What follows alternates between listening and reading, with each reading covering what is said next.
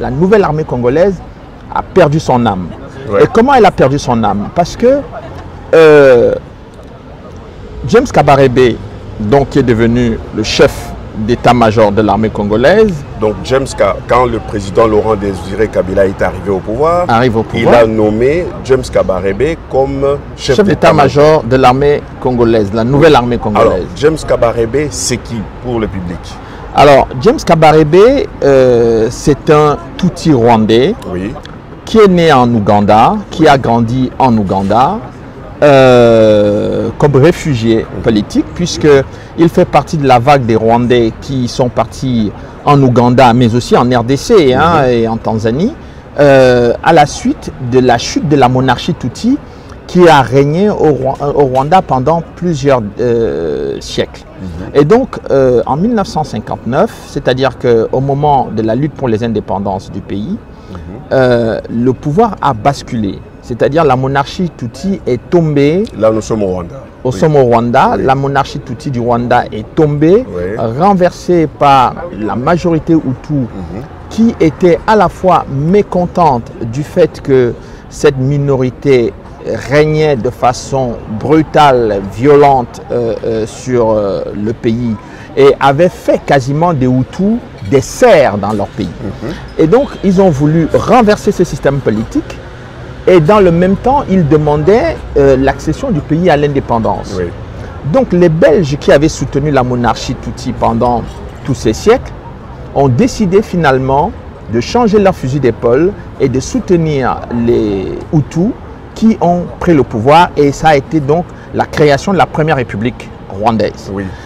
À la suite de cette histoire-là, on va donc constater que la plupart des Tutsis qui étaient donc soit proches de la monarchie, soit, je dirais, qui avaient la sympathie de la monarchie, se sont donc un peu éparpillés dans la sous-région. Certains sont allés en Ouganda, d'autres au Burundi, d'autres en Tanzanie, d'autres en République démocratique du Congo. Et donc James Kabarebe, lui, fait partie de ceux qui sont allés en Ouganda et où il est né finalement. Enfin, ses parents sont partis là-bas, il est né là-bas, il a grandi là-bas.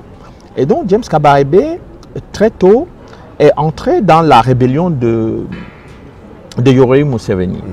Yoweri Museveni qui envisageait l'actuel président de l'Ouganda, qui voulait donc renverser le président Obote à l'époque, qui était le président de l'Ouganda. Et donc James Kabarebe, très jeune, c'était quasiment un enfant soldat, a pris part à cette rébellion.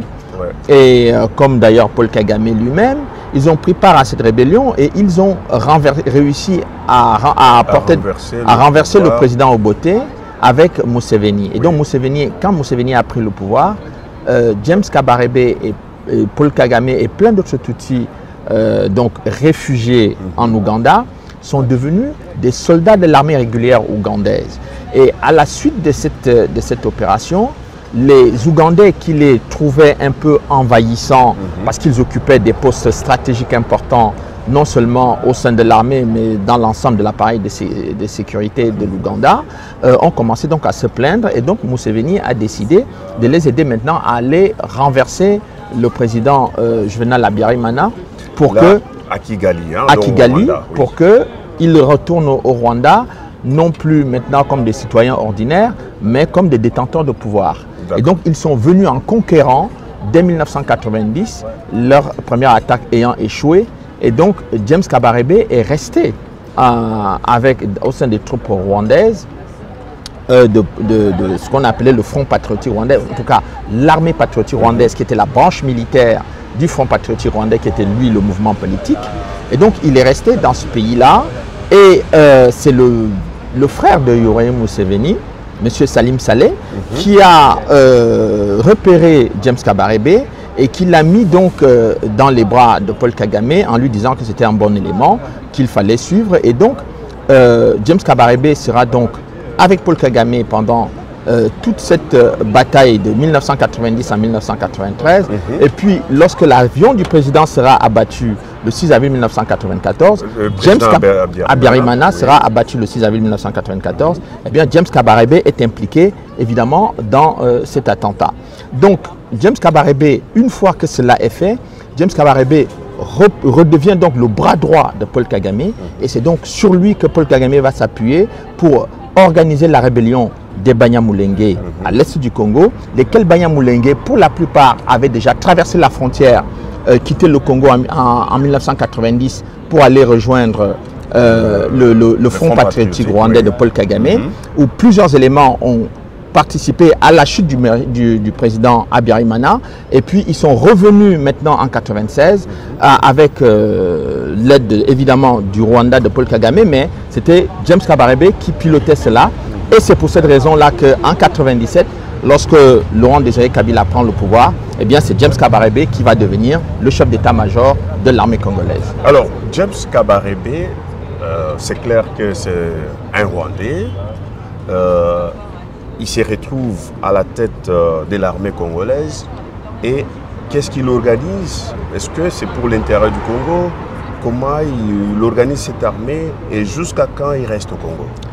Alors, ce qui est important de savoir, c'est que James Kabarebe est rwandais. Il ne vient pas pour travailler pour le Congo. Il vient dans l'intérêt de faire deux choses. Trois plutôt. La première chose, c'est de permettre que les Tutsis du Rwanda prennent pied. C'est-à-dire, quand je parle des Tutsis, je ne mélange pas tous les Tutsis. Vous parlez du régime Tutsi. Je parle du régime militaire, oui, voilà. Le régime politico-militaire qui a pris le pouvoir au Rwanda. Son objectif est de s'emparer du Congo avec l'aide des puissances étrangères, notamment l'Ouganda. Mais l'Ouganda lui-même est un sous-traitant des États-Unis et de la Grande-Bretagne. Et de l'Union européenne. Et de l'Union européenne, tout le monde. Tout le monde, en tout cas, quand c'est les États-Unis qui prennent la direction des opérations, tout le monde suit quasiment comme des moutons. Alors, donc, James Kabarebe va donc devenir le chef d'état-major de l'armée congolaise. Et l'objectif 1, comme je le disais, c'est que cet outil-là puisse prendre le pouvoir à Kinshasa.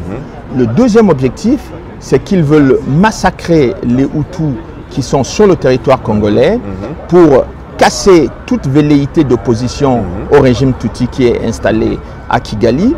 Et la troisième chose, c'est qu'ils font tout cela parce qu'ils veulent s'emparer des richesses, des ressources minières du Congo, mais ils veulent laisser s'emparer de ces richesses-là pour eux-mêmes, c'est-à-dire que pour, je dirais, s'auto-servir, mais pour se servir eux-mêmes, mais aussi pour servir les puissances qui les soutiennent, c'est-à-dire la Grande-Bretagne et les États-Unis. Voilà. On va laisser un peu passer ça.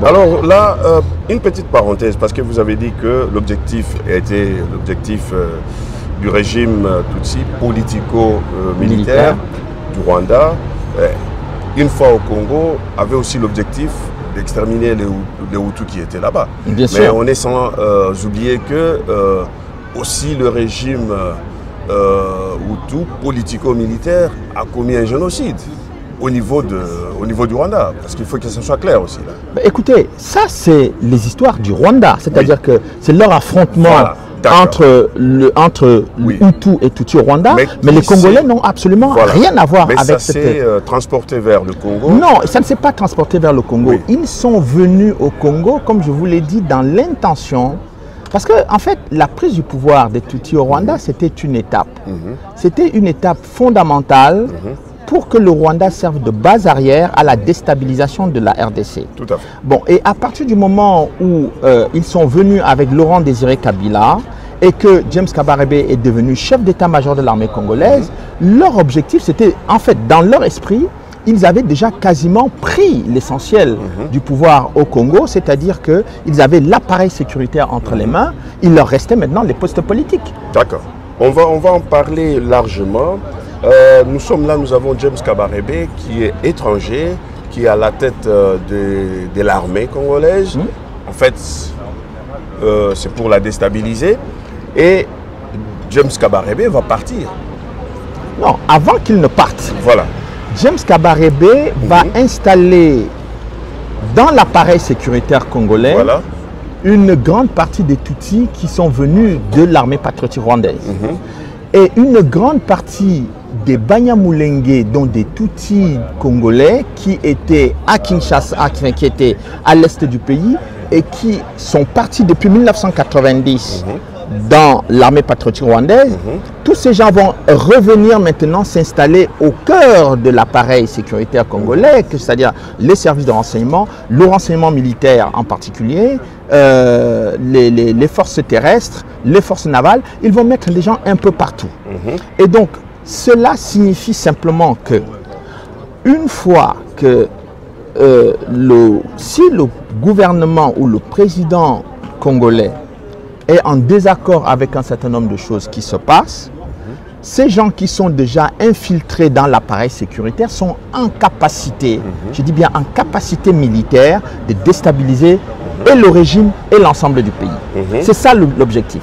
Donc, lorsque Laurent Désiré Kabila comprend donc cela, il décide donc de se séparer de ses alliés encombrants et surtout, il fait passer un message en disant que tous ceux qui sont des étrangers qui sont venus dans notre pays doivent retourner. Et il constate donc, lui-même il le dit, et beaucoup de Congolais le disent, que les gens qu'on considérait comme des Banyamulenge congolais, ou qui étaient considérés comme congolais, ou qui se disaient être congolais, ont quitté le pays. Entre autres, James Kabarebe.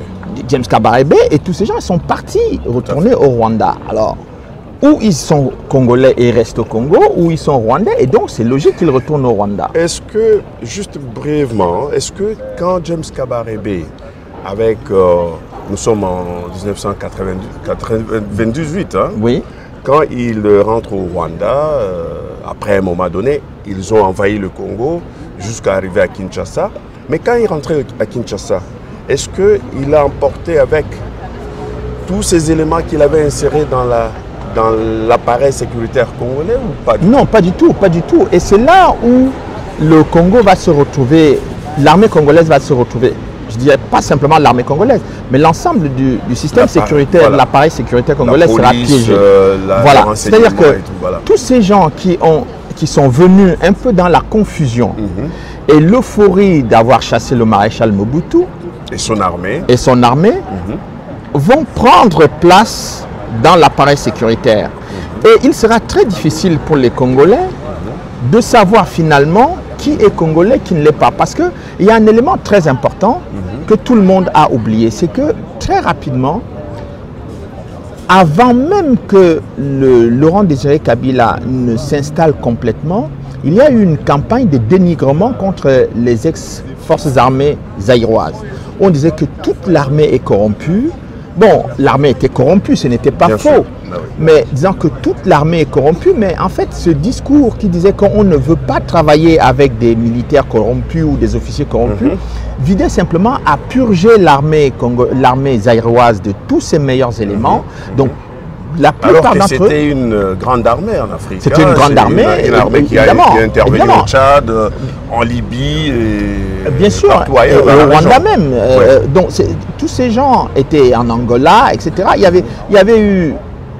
En fait, il fallait à ce moment-là éviter que les officiers supérieurs congolais qui connaissent bien le fonctionnement de l'armée restent dans cet appareil.